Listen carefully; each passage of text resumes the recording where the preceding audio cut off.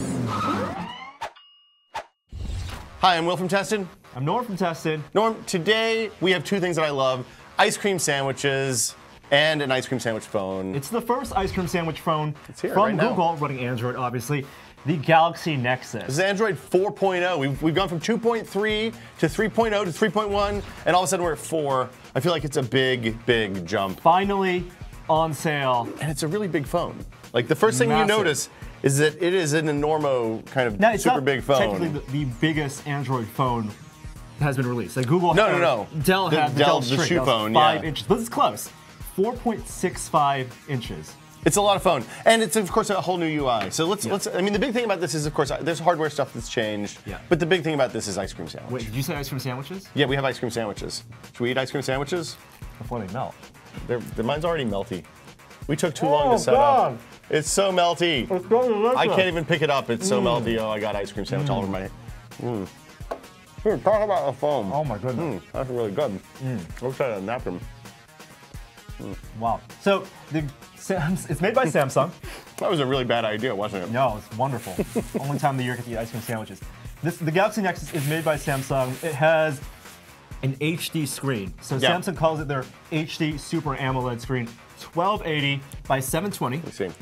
So yeah, it's we've seen QHD from Motorola, which is a quarter of 1080p, right? Yep. This is 1280 by 720 pixels. It is a big screen. We'll be showing photos and videos soon on the phone. It's a Samsung OLED screen. Yep. So, AMOLED screen, pentile. That really doesn't matter. It looks good. yeah, the pentile is something usually kind of jumps out at you. At this resolution, it's much less noticeable than it was on, say, the Motorola Atrix or one of the other earlier pentile screens that we've tested. It's also a dual-core phone. So inside there's a TI OMAP, 1.2 gigahertz processor, dual-core. That's still based on Cortex A9. It's not the Cortex A15 stuff that's coming out next year. And also there's 1 gig of RAM, which is good. It's a lot of RAM. How much Yeah. internal storage? It's all 32 gigs on these? 32 gig for the US version. There's going to be a 16 gig version. There is a 16 gig version, but not available in the US right now. I think that's the GSM version only. Do you feel like 32 gigs is enough storage for a phone these days? Absolutely, yeah. Okay. There is no expansion slot, so you can't actually put a micro SD slot there. You're stuck with 32 gigs, but that's going to be plenty for apps. You're going to be really streaming stuff from Google Music, stuff from the cloud anyway. So really, I think that's enough. Now, I did mention that this is the LTE. So this is the CDMA 4G version from Verizon one. Okay. Yeah, there's a slight physical difference between the GSM version and the LTE This hump CDMA. right here in the back, right? It's a little bit thicker, but that's because there's LTE, and the battery is a little bigger on the Verizon version. And they also sell some battery accessories so that you can kind of switch your battery out midday and charge them both. Oh, yeah, how so amazing! If you buy the Galaxy Nexus on Verizon, you'll want to get the extra Samsung battery. Not only because LTE kind of drains power pretty quickly, but because the NFC chip, near field communication, is actually on in the battery. Okay. And so you can get the extra battery, and there's a neat accessory that lets you charge both the Galaxy Nexus. Do you know how much that stuff is? I'm not exactly sure, but it's probably worth it. Don't get a no-brand third-party battery. Yeah, you don't want one of those sleeve things that slides on or something like that. So you can charge both the phone and your second battery at once. How is battery life on this? Do we have any idea? I don't know, not yet. Yeah, we haven't to say. Just got this thing. It's It's just not brand even new. ours. Okay. No, we stole it. That's true. Fair enough. Yeah. And camera stuff? We haven't talked about camera yet. Yeah, so it's a 5 megapixel camera on the back with 1 LED for flash. And it'll shoot 1080p video. On the front, 1.3 megapixel, and it'll also shoot 720p video. And with Android Ice Cream Sandwich, you'll get the zoom when shooting videos, so it's actually not too bad. We'll show the software. Taking pictures super fast. Super fast. Just, you took a picture. That's it. You're taking like tons of pictures. I'm filling up the memory. Yeah. Now I'm going to take pictures of me. Is the front camera as fast? Yep. Oh, hello. Look, you're just taking pictures. Bam, bam, bam, bam, bam, That's bam, pretty bam. fast. I mean, that's impressive, actually. Yeah.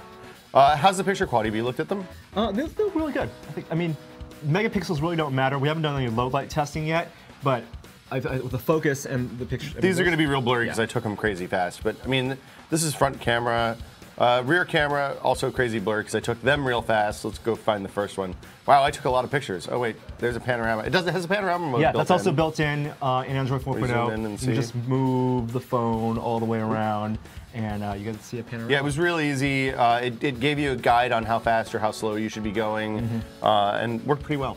Yep. Do you want to show a video on that real quick? Yeah, let's. Okay, so this is a video. Oops. Go back. I should have just gone to the gallery, but oh well.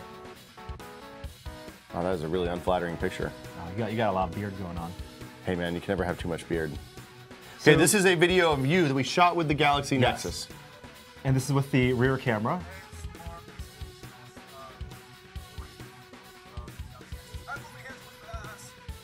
And now, crazy camera shake. It doesn't seem to have any kind of shake, any stabilization or anything like that. The video looks good. We actually shot some other high-def video with a DSLR. And if you want to play that back, this is just... I got to go to the gallery to do that, to go back to the gallery. Yeah. It's just some movies. Moved over USB. So the video playback was good. Well, before we do that, one of the things that people are going to notice is that the UI has dramatically changed since the previous version of Android. Different. And even since Honeycomb. So where previously there were 4 buttons along the bottom, the home menu, back, and search, I guess. Yeah, capacitive buttons. Yeah. On actually the bezel. These are that's screen all gone. buttons now, yeah, right? It's actually part of the screen. Yeah, so they'll go away when you're in certain apps.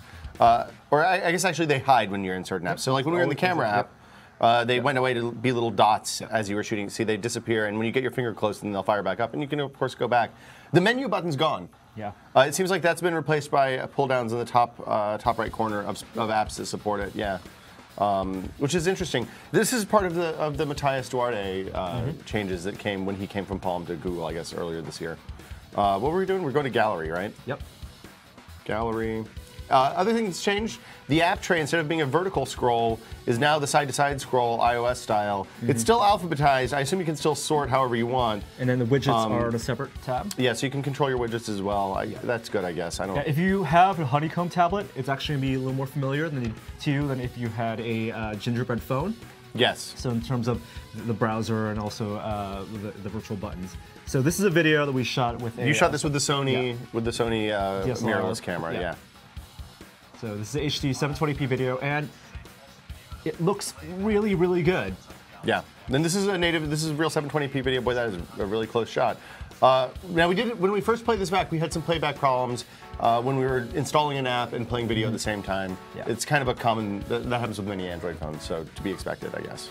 One of the, I don't know, maybe most talked about features of Android 4.0 is facial recognition. You want to do face lock? Yeah, face lock. How long do I have to leave the phone off FaceTime, in order face lock. for face lock to work? Face lock, it's off. Okay, so what you can do is you can take a picture of yourself and it will unlock, instead of using a 4-digit code or a pattern, based on your face. Now I had it set up so it's recognizing my face, and it clearly recognizes that Will is not me. Let's make sure it works. Get in there. Hello. Oh, doesn't recognize me. Try it again. It's a little blown out. One more. All right. I think you can do it. This is just like a real Google demo. I know. It doesn't work. Oh, no. Damn it. My face was in that one. This is really awkward on the stage. Angle toward me? I can't because then we'll see it. I'll hold it. Okay. Get in there, Chan. Hi. And there it goes. It worked. Okay. How about let's bring this is actually my friend Patrick's phone. Let's bring him in and see. Okay, let's see if it works for Patrick. Okay, Patrick, let's. You turned his face recognition off. Yes. Yeah. Nope. Oh, get over a little more to the right, Patrick. We look so similar, and yet it doesn't work. Thank you, Will. We don't do that anymore. All right. That joke's no longer funny. But you know what? The facial recognition. If someone has a picture of you, that's a picture of you. I have a picture of myself. Show them the picture. Yeah. On my iPhone. Okay. I think. Let's see if this. So you're going to see if you can hack this machine by showing it a picture of yourself. Wow, that worked. That's very Mission Impossible. Yeah. I just Tom Cruise that shit. You're Ethan Hunt, man. Oh yeah. You should start running. Just start running now. Never stop running, Chan. I think it's a very novel feature. It works really quickly. This is the first thing I would turn off. I would turn it off immediately. It has all the old lock stuff where you can draw the gesture. I think there's a code option as well. Don't use that face recognition. Let's check out the browser. Okay, this is always a good test. Yes. So the browser is actually very similar to Honeycomb. You can actually the keyboard. It's like the Gingerbread keyboard. Like Gingerbread, no swipe built in or anything. Okay. And you can actually turn off the top navigation. I know we always test our site, but our site is also famously slow. It's real heavy on mobile browsers, it turns out. So you want to go to CNN? Yeah, let's go to or like Wired. Oh, Wired. Yeah, I like that website. I like Wired. I don't know about the people that write there though. And the browser's actually pretty good. But does this have Flash built in? I don't think it has. Yeah, it does. Yeah. Okay. It's still mobile Flash is still a thing for now. This is the last gasp of mobile Flash. And look, scroll's good. I spent some time with the keyboard before we did this and was pleasantly surprised. The hitching that has plagued a lot of Android devices was less noticeable. I still had a couple of moments where I was typing and it missed a letter or two because I was going too fast for it. You can do tabs. Okay. Hey, look, there's another tab with wired in it. This was an effective demo.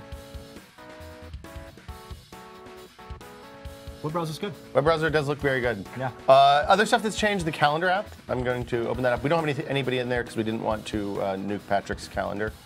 But it's no paper, and it's a vertical scroll. This is really nice. Pinch. Can you? Oh, I'm in the month view. mode, yeah. I'll switch it to, of course it has the normal 4 views. But in weeks, right, you can zoom in on individual days in the grid, or not so much. It seems like no. Well, maybe there we go. I don't know. Do you use a calendar on a phone, Norm? Absolutely. And when it's synced to my Google Calendar.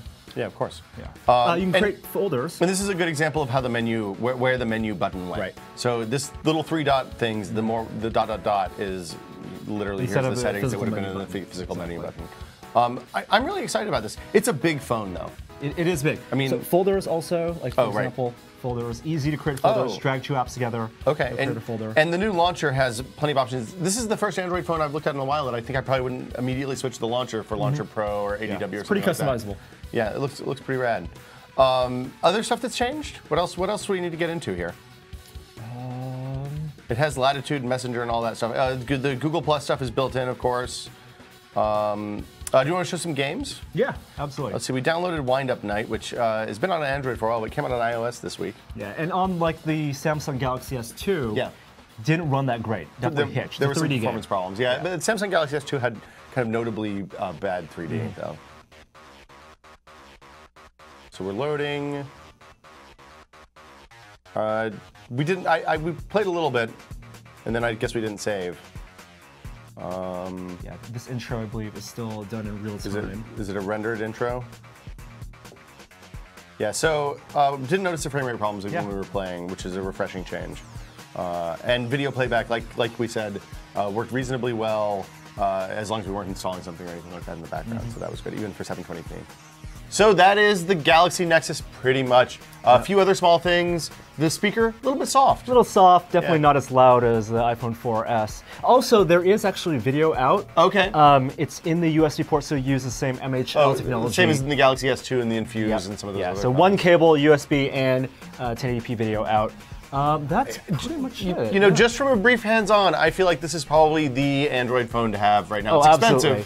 Yeah, it's definitely expensive. $300 on contract, subsidized. If you're extending your Verizon contract. Them's iPhone prices. Well, a little higher even, but 32 gigs. 32 gigs is $300 iPhone. And if you want to get it off contract, it's $740. Wow! These are American prices in the US. That's a lot of bucks. Right now, still just CDMA LTE. Okay.